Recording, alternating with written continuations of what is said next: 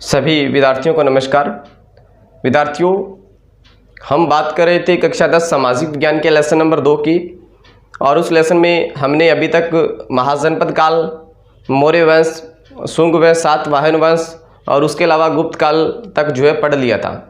आज का जो हमारा टॉपिक है उसमें हम 2 नए वंश की बात करेंगे, जिसमें वर्धन वंश और पाल वंश की अपनी बात करेंगे। तो विद्यार्थियों, पाल वंश और वर्धन वंश अपनी पुस्तक के हिसाब से बिल्कुल इजी वे में दे रखा है। छोटा रूप इसमें पढ़ने को अपने को मिलेगा। एक रहता है वर्धन वंश, दूसरा है पाल वंश।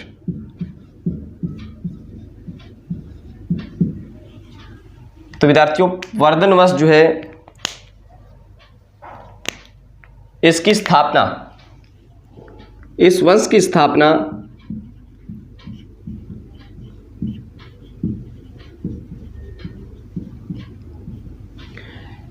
पुष्यभूति नाम का एक व्यक्ति करता है।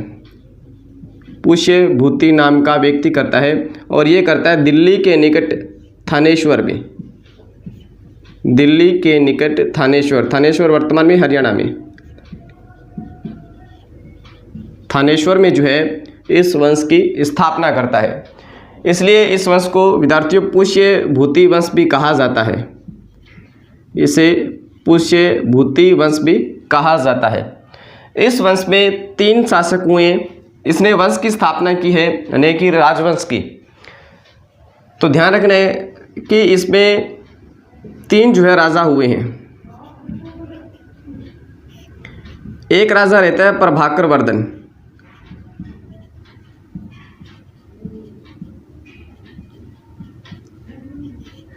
एक राजा रहता है इसके बाद में राज्यवर्धन,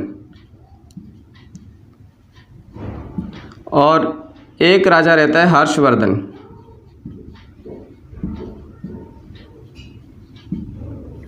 तीन इस वंश में शासक हुए हैं। तो विद्यार्थियों, प्रभाकर वर्धन इसका काल रहता है 583 से 605 ईस्वी। 583 से 605 ईस्वी इसका काल रहता है। इसकी मृत्यु के बाद में जो शासक बनता है वो बनता है राज्यवर्धन, और राज्यवर्धन 1 साल वो शासन करता है 605 से 606 ईस्वी तक।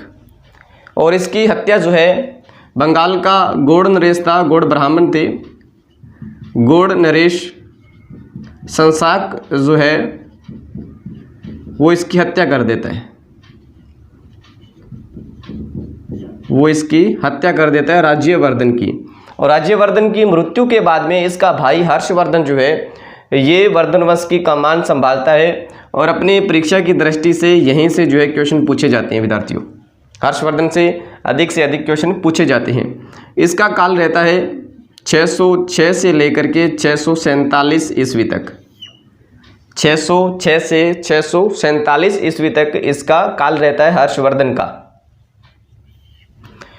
विद्यार्थियों, हर्षवर्धन ये शासक बनता है तो सबसे पहले ये क्या करता है कि इससे अपने भाई की हत्या का बदला लेने का ये प्रयास करता है। होता यूँ है कि विद्यार्थियों कि गौड़ नरेश संसाक ये राज्यवर्धन की हत्या कर देता है, और राज्यवर्धन की जो हत्या है उसके बाद में जो इसकी बहन थी राज्यश्री, वो भी भागकर कहीं अज्ञात स्थान पर चली जाती है। अज्ञात स्थान पर ये चली जाती है।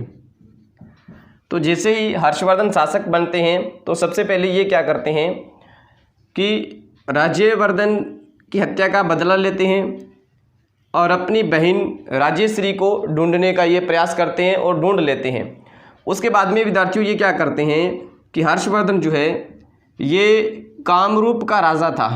कामरूप वर्तमान में भूटान, बंगाल, असम, ये आसपास का म्यांमार का क्षेत्र है, इसे बोलते हैं।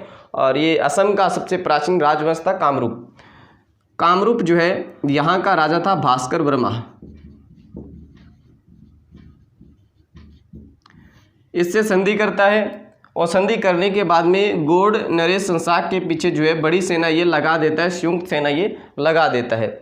लेकिन विद्यार्थियों इसकी जो सेना है इसको बीच में रोकने का काम करता है चंदेल शासकता, चालुक्य शासकता पुलकेशिन द्वितीय दक्षिण भारत में। पुलकेशिन द्वितीय जो है वो इसकी सेना को रोकने का प्रयास करता है। तो अपने इतना ही जो है इसके बारे में ध्यान रखना है कि जो राज्यवर्धन है उसकी मृत्यु के बाद में, उसकी हत्या के बाद में हर्षवर्धन शासक बनता है। और हर्षवर्धन शासक बनने के बाद में गौड़ नरेश संसाक से जो है वो बदला लेता है। और इसी क्रम में ये कामरूप के शासक भास्कर वर्मा से संधि करता है और इसके पीछे जो है संयुक्त सेना लगा देता है संसाक के पीछे। और इसी सेना को जो है पुलकेशिन द्वितीय जो है दक्षिण भारत में खदेड़ देता है, भगा देता है, ये ध्यान रखना है। उसके बाद में इसका जो राज्य क्षेत्र था वो माना जाता है उत्तर में हिमालय तक, दक्षिण में गोदावरी नदी तक, गोदावरी नदी के तट तक, पूर्व में माना जाता है विद्यार्थियों इसका गंजाम तक, और पश्चिम में माना जाता है वल्लभी। तो ये जो है इसका राज्य क्षेत्र रहता है। अब इनसे हट करके जो अपनी परीक्षा के अंदर एक क्वेश्चन आता है और सभी प्रतियोगी परीक्षाओं में भी जो क्वेश्चन पूछा जाता है वो ये ध्यान रखना है कि विद्यार्थियों कि हर्षवर्धन जो है इसके काल में एक विदेशी यात्री जो है वो भारत आता है। आपको ध्यान में होगा विदेशी यात्री जो है इसके शासनकाल में भारत आता है और वो आता है ह्वेनसांग। ह्वेनसांग जो है इसके शासनकाल में भारत आता है। 647 ईस्वी में जो है हर्षवर्धन की मृत्यु हो जाती है। 647 ईस्वी में हर्षवर्धन की मृत्यु हो जाती है। ये है अपना विद्यार्थियों वर्धन वंश। वर्धन वंश के बारे में दोबारा रिवाइज करते हैं। वंश की स्थापना पुष्यभूति ने की थी दिल्ली के निकट थानेश्वर में, और इसी कारण इसे पुष्यभूति वंश भी कहा जाता है। इसमें 3 राजा हुए हैं, प्रभाकर वर्धन 583 से 605, राज्यवर्धन 605 से 606, हर्षवर्धन 606 से 647। वर्धन वंश का सबसे प्रतापी शासक हर्षवर्धन हुआ है। राज्यवर्धन की जो हत्या है वो गौड़ नरेश संसाक कर देता है और उसके बाद में शासक बनता है हर्षवर्धन। और हर्षवर्धन के सामने 2 चुनौतियां रहती है, एक अपनी बहन राज्यश्री को ढूंढना और गौड़ नरेश संसाक से अपने भाई की हत्या का बदला लेना। और इसी क्रम में ये कामरूप के राजा भास्कर वर्मा से संधि करता है और संधि करने के बाद में इसके पीछे सेना लगा देता है, संयुक्त सेना संसाक के पीछे। और पुलकेशिन द्वितीय जो है दक्षिण भारत में हर्षवर्धन की सेना को रोक देता है। इसका जो राज्य क्षेत्र है उत्तर में हिमालय तक, दक्षिण में गोदावरी नदी के तट तक, पूर्व में गंजाम, पश्चिम में वल्लभी तक। बस विद्यार्थियों इतना ही ध्यान रखने। उसके अलावा जो एक कॉमन क्वेश्चन रहता है परीक्षा की दृष्टि से अति महत्वपूर्ण है वो रहता है कि विदेशी यात्री ह्वेनसांग जो है इसके काल में भारत आता है। कुछ एक इसकी रचनाएं भी है विद्यार्थियों, इसकी अपने हर्षवर्धन की जो मैं यहाँ लिख रहा हूँ। एक इसकी रचना नागानंद,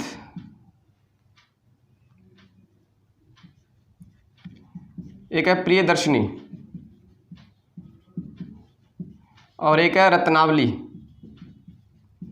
ये इसकी रचनाएं हैं, 3 रचनाएं हैं इसकी, नागानंद, प्रियदर्शनी और रत्नावली। तो विद्यार्थियों ये है वर्धन वंश। और वर्धन वंश के बाद में अपने बात करते हैं पाल वंश की।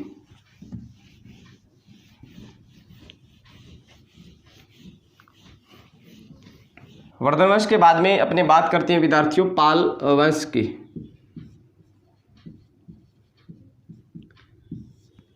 पाल वंश जो है इसका संस्थापक माना जाता है गोपाल को।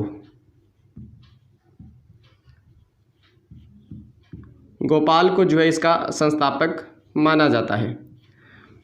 विद्यार्थियों एक सबसे महत्वपूर्ण क्वेश्चन जो है इससे पाल वंश से पूछा जाता है वो ये है कि पाल वंशी जो शासक है वो किस धर्म से संबंधित हैं। तो ये ध्यान रखना है विद्यार्थियों, ये बौद्ध धर्म से संबंधित थे। पाल वंश के शासक जो है ये बौद्ध धर्म से संबंधित थे। परीक्षा की दृष्टि से अति महत्वपूर्ण क्वेश्चन रहता है, 1 नंबर का ये पूछा जाता है। ये स्थापना करता है 750 ईस्वी में बंगाल में जो है इसकी स्थापना करता है। इसके बाद में जो शासक बनता है वो बनता है धर्मपाल। और धर्मपाल क्या करता है, 2 कार्य करता है। एक ये क्या करता है कि कन्नौज तक जो है अपना राज्य ये विस्तृत कर लेता है। कन्नौज वर्तमान में उत्तर प्रदेश में, कन्नौज तक जो है इसने राज्य विस्तार किया है। उसके अलावा ये क्या करते हैं कि 8वीं शताब्दी के आसपास में एक संघर्ष होता है, त्रिपक्षीय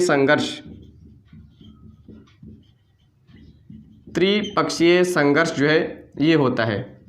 और ये त्रिपक्षीय जो संघर्ष है ये 3 वंशों के बंदे होता है, पाल वंश, राष्ट्रकूट वंश और गुर्जर प्रतिहार वंश। इस वंश में ये त्रिपक्षीय संघर्ष जो है ये कन्नौज को लेकर के होता है। और इस संघर्ष में जो है धर्मपाल जो है पाल वंश की जो है वो रक्षा करता है, इसकी सुरक्षा का कार्य करता है। ये 2 कार्य जो है ये करता है। धर्मपाल के बाद में जो उसका उत्तराधिकारी रहता है वो रहता है देवपाल। विद्यार्थियों, देवपाल जो है ये क्या करता है, कई युद्धों में इसने विजय प्राप्त की है। कई युद्धों में विजय प्राप्त की है। दूसरा ध्यान रखना है कि त्रिपक्षीय संघर्ष के बाद में जो है कन्नौज जो है इनके हाथ से चला गया था और राजधानी थी पाटलिपुत्र। और इसने क्या किया कि राजधानी पाटलिपुत्र से बंगाल को बनाया है, राजधानी बनाया है पाटलिपुत्र से बंगाल को। उसके अलावा इसके काल में सुमात्रा, वर्तमान में इंडोनेशिया की एक द्वीप है सुमात्रा, वहाँ का शासक था बालपुत्र का जो देवदूत जो है वो इसके दरबार में आता है, ये ध्यान रखना है। उसके बाद में ध्यान रखना है कि विद्यार्थियों की जो देवपाल है इसकी मृत्यु के बाद में पाल वंश जो है इसकी शक्ति जो है ये क्षीण हो जाती है। और क्षीण होने का कारण था गुर्जर प्रतिहार शासकों का आक्रमण, गुर्जर प्रतिहार शासकों का आक्रमण। उसके बाद में विद्यार्थियों बताया जाता है कि इसी वंश में 9वें राजा हुए थे महिपाल। और इसी महिपाल के काल में विद्यार्थियों बताया जाता है कि चोल शासक राजेंद्र प्रथम ने क्या किया था कि गंगा नदी तक जो है अपने राज्य को विस्तृत कर लिया था। इनके अधिकार से जो है क्षेत्रों को जो इसने छीन लिया था। उसके बाद में इसकी जो शक्ति है पूर्णतः पाल वंश की वो नष्ट हो गई थी। तो विद्यार्थियों अपने पाल वंश से जो महत्वपूर्ण क्वेश्चन रहता है वो एक ही रहता है कि पाल वंशी जो शासक है वो कौन से धर्म से संबंधित थे, तो बौद्ध धर्म से ये संबंधित है। इस वंश का संस्थापक गोपाल है, 750 ईस्वी में स्थापना करता है बंगाल में। इसके बाद में शासक बनता है धर्मपाल क्या करता है कि कन्नौज तक जो है राज्य विस्तार करता है। त्रिपक्षीय संघर्ष में अपने राज्य की सुरक्षा करता है। और त्रिपक्षीय संघर्ष पाल, राष्ट्रकूट और गुर्जर प्रतिहारों के मध्य कन्नौज को लेकर के होता है। इसके बाद में धर्मपाल के बाद में शासक बनता है विद्यार्थियों देवपाल। और देवपाल क्या करता है कि इस वंश का प्रतापी शासक था और कई युद्धों में ये विजय प्राप्त करता है और राजधानी बनाता है पाटलिपुत्र से बंगाल को। इसके काल में सुमात्रा का शासक था बालपुत्र, और वहाँ बालपुत्र जो है इसके दरबार में एक दूत भेजता है। इसकी मृत्यु के बाद में जो है पाल वंश की जो शक्ति है वो गुर्जर प्रतिहार आक्रमण के कारण जो है क्षीण हो जाती है, कमज़ोर हो जाती है। इसी के वंश में आगे जाकर के 9वां शासक बनता है महिपाल।